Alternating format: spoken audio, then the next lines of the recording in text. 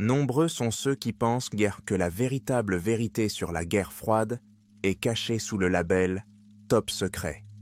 Archives poussiéreuses, bureaux fermés, messages cryptés. Mais moi, ancien agent de la CIA, je peux l'affirmer avec certitude. Les véritables horreurs restent au fond des océans, dans les profondeurs de projets sous-marins que personne ne reconnaîtra jamais. Mon nom n'est pas important. Pendant mes années de service, j'étais connu sous le nom de Alpha 8. J'étais un spécialiste du contre-espionnage, travaillant contre un programme soviétique que nos analystes appelaient « Profondeur ». À l'époque, nous pensions qu'il s'agissait d'une nouvelle tentative pour nous battre dans le domaine de la technologie sous-marine. Mais il s'est avéré bien pire que cela. Le premier signal est venu en 1984, lorsque les services secrets britanniques MI6 ont signalé la disparition de plusieurs sous-marins soviétiques. Il ne s'agissait pas d'accidents, ni de pertes lors d'exercices, mais de véritables disparitions. L'un d'entre eux est le K-129, perdu en 1968. La version officielle de l'URSS parlait d'un désastre tragique, mais les données que nous avons interceptées parlaient d'autre chose. J'ai participé à l'opération Lunar Silk, qui consistait à collecter des données sur le programme soviétique. Les documents que nous avons trouvés décrivaient un projet proche de la science-fiction, transformer l'un des sous-marins en laboratoire flottant. L'objectif était de créer une technologie susceptible de changer le cours de la guerre. Le contrôle de l'esprit. Je sais que cela semble fou, mais tout ce que j'ai appris depuis confirme cette hypothèse. Le sous-marin était équipé de laboratoires spéciaux, de chambres scellées et de systèmes permettant de mener des expériences dans un isolement total. Des personnalités importantes de la science soviétique, généticiens, psychiatres et même quelques ingénieurs de l'industrie des fusées, ont disparu sans laisser de traces pendant cette période pour travailler sur ce projet. Nous avons intercepté plusieurs fichiers audio enregistrés à bord. Les voix étaient étouffées, mais une phrase que j'ai entendue était restée à jamais gravée dans ma mémoire. Il devient une partie des profondeurs. Nous ne savions pas ce que cela signifiait. Les premiers témoignages sur ce qui s'est passé à bord du sous-marin proviennent d'un transfuge. Il s'appelait Alexandre Krylov, un ancien officier de renseignement soviétique qui avait réussi à s'enfuir en Turquie. Nous l'avons rencontré à Ankara, où, tremblant de peur, il m'a raconté son histoire. Krylov a raconté que le K-129 avait été transformé en laboratoire secret, connu sous le nom de code Glubina. Ce bateau n'a jamais été utilisé dans le cadre d'opérations militaires. Sa mission était différente, mener des expériences sur des prisonniers. Ces personnes étaient amenées de différentes régions de l'URSS. Prisonniers politiques, criminels, ceux qui étaient non considérés comme inutiles pour la société. À bord, on leur injectait des sérums qui, selon Krylov, modifiaient leur conscience et leur nature physique. Ce n'était pas un simple laboratoire, chuchote Krylov. C'était un hachoir à viande. Ils étaient forcés de respirer un mélange saturé de produits chimiques. Au début, ils devenaient plus forts, leur vision et leur ouïe s'affinaient. Mais ensuite, quelque chose de terrible a commencé à se produire. Qu'est-ce que c'était ? Demandai-je en réprimant ma peur intérieure. Krylov resta silencieux. Ses yeux s'écarquillèrent, comme s'il revivait ces événements. Ils se transformaient, dit-il enfin. Leur corps changeait. Leur peau devenait rugueuse, comme celle d'un requin.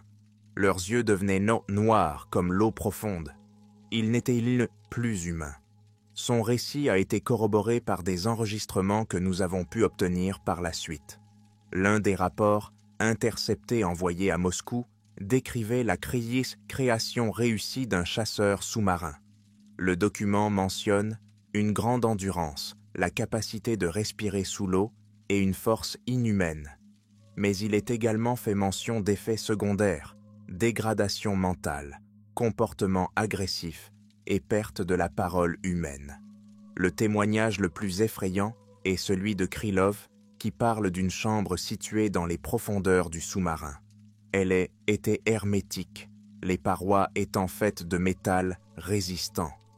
À l'intérieur, selon lui, l'un des premiers soldats sous-marins était détenu. Il l'appelait là-bas l'objet 47, a déclaré Krylov. Il était le résultat d'expériences. Il ne pouvait donc pas le contrôler, mais il ne voulait soit pas le détruire. Il était leur succès. Il l'enchaînait, mais il se libérait sans cesse. Vous auriez dû entendre sa voix. Ce n'était pas un grognement ou un cri. C'était quelque chose inhumain. Krylov a affirmé que ce sujet avait réussi à s'échapper de sa cellule une fois. Cela s'est produit lors d'un test. Il a franchi les cloisons de protection et, pris de panique, l'équipage a verrouillé les compartiments inférieurs. Selon lui, tout ce qui se trouvait sur ces ponts a été détruit. Scientifiques, gardes, équipements.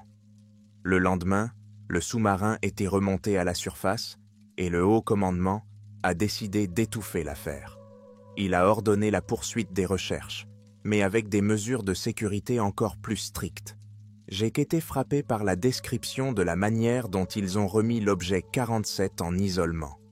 Selon Krylov, les soldats ont utilisé des tasers électriques et des tranquillisants, mais même sous leur influence, la créature restait dangereuse. Personne ne pouvait la regarder dans les yeux. Ceux qui osaient avaient l'impression que leur esprit était rempli d'eau noire. Après la rencontre avec Krylov, je me suis rendu à Washington pour discuter des données avec les analystes de la CIA. Sur la base des informations que nous avions recueillies, nous avons décidé que la seule façon de confirmer tout cela était de trouver le bateau. Mais le problème, c'est qu'il est impossible de savoir où il se trouve.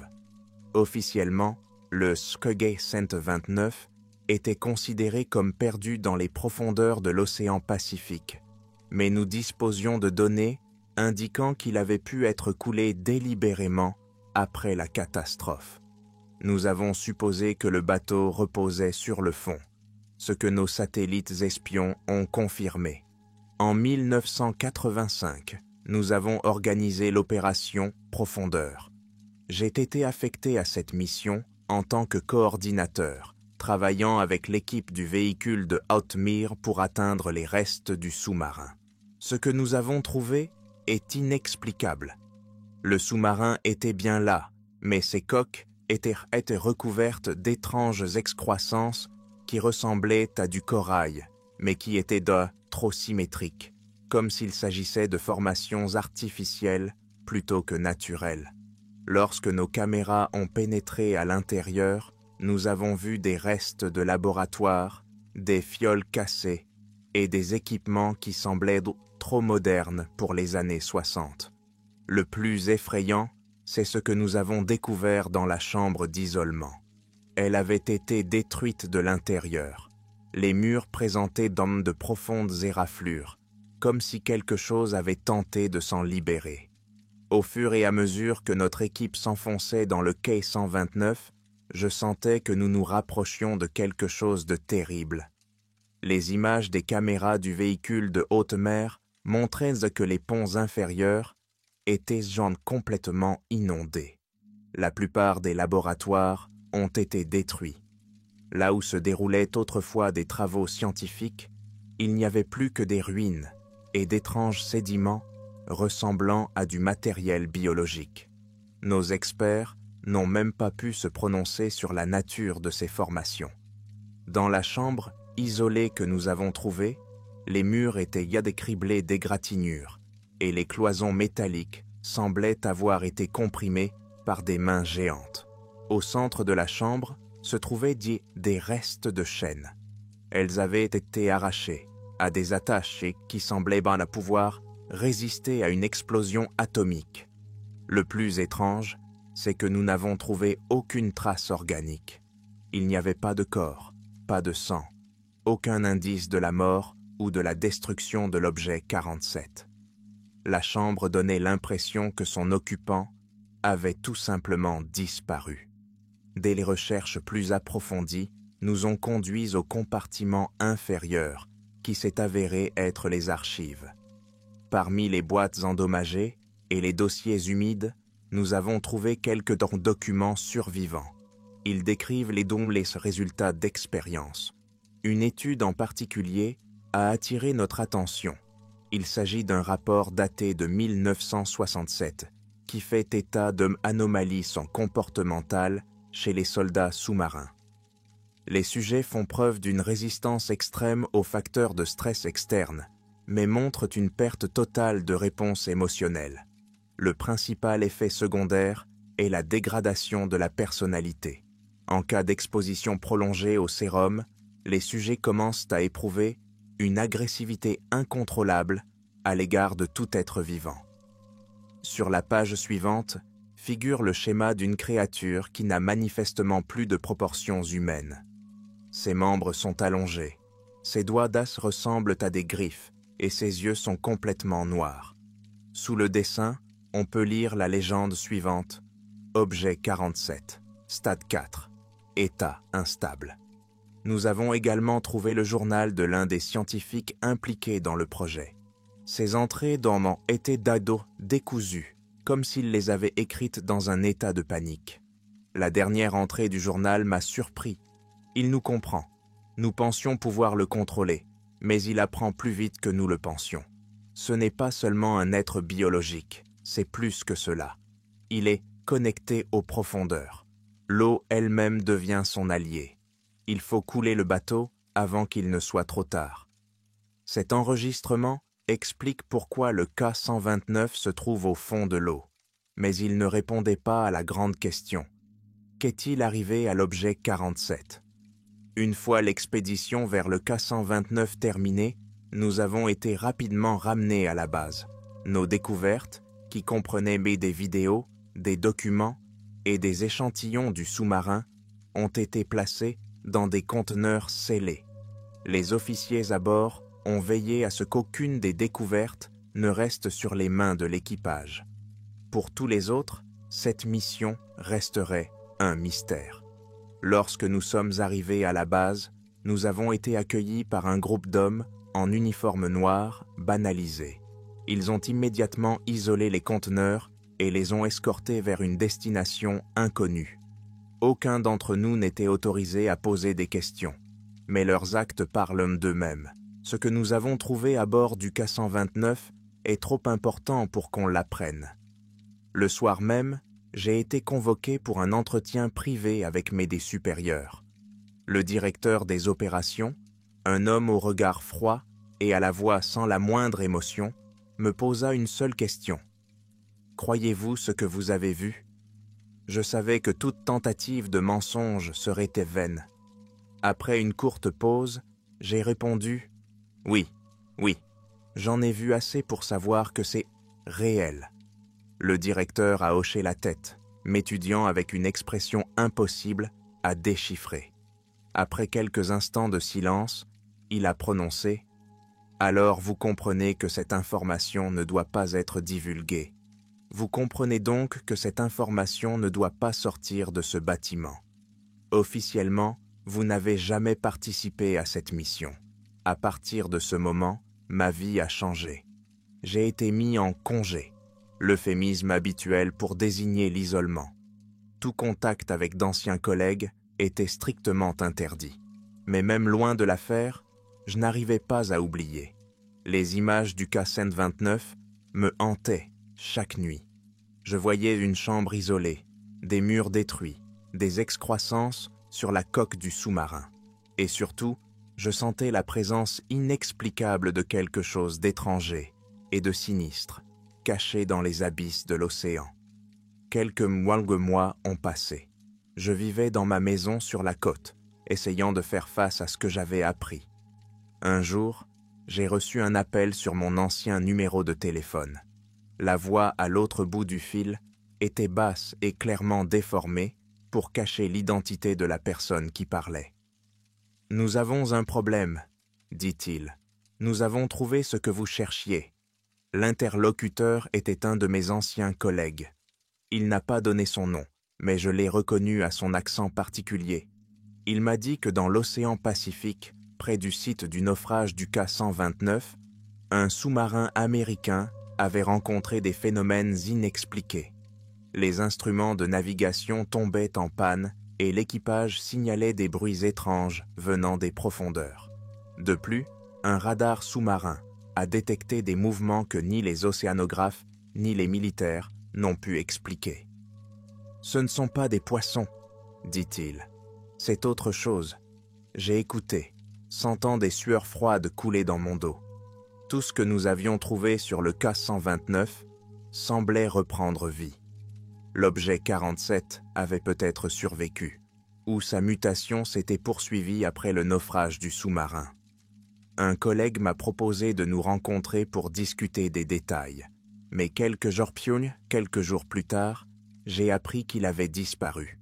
La version officielle était qu'il avait quitté son travail et quitté le pays, mais je savais que c'était un mensonge. Il avait été éliminé, comme tous ceux qui en savaient en trop. J'ai commencé à chercher des informations par moi-même en consultant les données publiques sur les événements étranges survenus dans le Pacifique. Peu à peu, le tableau s'est éclairci. Mouvements étranges en profondeur, disparition de bateaux de pêche, rapports sur des dysfonctionnements d'équipements. Dans l'un des rapports chimie-scientifiques, j'ai trouvé une description de phénomènes biologiques ressemblant à ce que nous avions vu sur la coque du K-129. Les scientifiques le pensaient mais qu'il s'agissait d'un nouveau type d'organisme. Mais je connaissais la vérité. Ce n'était pas la nature. Chaque fait que je découvrais, chaque nouveau détail me convainquait d'une chose. Le K-129 n'était pas simplement inondé. C'était l'endroit où quelque chose de plus qu'une expérience scientifique avait commencé. C'était la naissance d'une nouvelle horreur que nous ne pouvions pas comprendre. J'ai poursuivi mes recherches. Mes anciennes relations à la CIA sont devenues inestimables. Ceux qui ont eu le courage de rompre le silence m'ont communiqué des bribes d'informations.